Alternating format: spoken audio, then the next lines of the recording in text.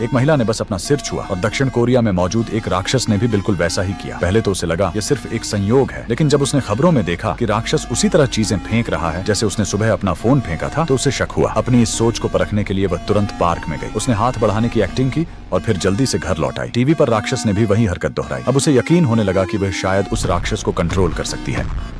महिला ने राक्षस के सभी वीडियो ध्यान से देखे और आखिरकार एक पैटर्न समझ में आया। जब भी वह पार्क के बीच में खड़ी होती है, राक्षस दक्षिण कोरिया में प्रकट हो जाता है और उसकी हर हरकत की नकल करता है। उसने कुछ दोस्तों को गवाह के रूप में बुलाया। सभी ने मिलकर दक्षिण कोरिया की लाइव ब्रॉडकास्ट चालू की। महिला पार्क के बीच में नाचने लगी और स्क्रीन पर राक्षस भी उसी तरह नाचने लगा। ये देखकर उसके तीनों दोस्त हैरान रह गए। लेकिन तभी दक्षिण कोरिया की सेना ने राक्षस पर मिसाइल दाग दी। महिला को भी वही दर्द महसूस हुआ। गुस्से में उसने एक मुक्का मारा और राक्षस ने भी मुक्का मारा, जिससे एक हेलीकॉप्टर वहीं क्रैश हो गया। घबराकर वह वहां से भागने लगी, लेकिन अचानक उसका संतुलन बिगड़ गया और वह पार्क में गिर पड़ी। जब उसे होश आया तो टीवी पर खबर आ रही थी कि सियोल में कई इमारतें गिर गई हैं और सैकड़ों लोगों की जान चली गई है। तभी उसे एहसास हुआ कि यह सब उसी की वजह से हुआ है। महिला वापस पार्क गई और कोरियाई लोगों से माफी मांगने का फैसला किया। उसने जमीन की ओर इशारा किया ताकि लोग वहां से हट जाएं। जब उसे यकीन हो गया कि जगह खाली है, तो उसने अपनी उंगली से जमीन पर माफी लिखी और वादा किया कि वह फिर कभी वहां नहीं आएगी। जब यह खबर प्रसारित हुई तो लोगों ने उसकी सराहना की। उसे अच्छा राक्षस कहा गया। उस दिन के बाद उसने कभी उस पार्क में कदम नहीं रखा। लेकिन कहानी यहीं खत्म नहीं हुई। कुछ समय बाद दक्षिण कोरिया की सड़कों पर एक विशाल रोबोट आ गया जो शहर को तबाह कर रहा था। महिला तुरंत पार्क पहुंची और देखा कि उसका दोस्त वहां पैर मार रहा है। असल में वही रोबोट को कंट्रोल कर रहा था। महिला ने उसे रोकने की कोशिश की, लेकिन उसने मना कर दिया। वह उससे लड़ना चाहता था। निराश होकर महिला ने उसे थप्पड़ मार दिया, लेकिन कोरिया में लोगों को लगा कि राक्षस इंसानों की रक्षा कर रहा है और वह थप्पड़ उसे हीरो बना गया। लोग उसके मीम्स तक बनाने लगे। इससे उसका दोस्त और ज्यादा जल गया। अगले दिन उसने महिला को फिर पार्क में लड़ाई के लिए बुलाया। महिला ने हिम्मत करके मुकाबला किया, लेकिन वह उससे कमजोर थी। कुछ ही पलों में वह जमीन पर गिर गई